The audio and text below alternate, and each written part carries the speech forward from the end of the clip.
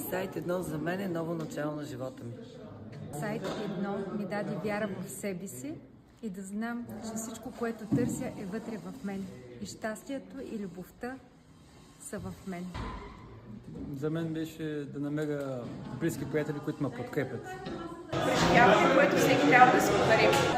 Инсайт едно за мен беше пробуждане, любов, споделяне. Незабравимо преживяване.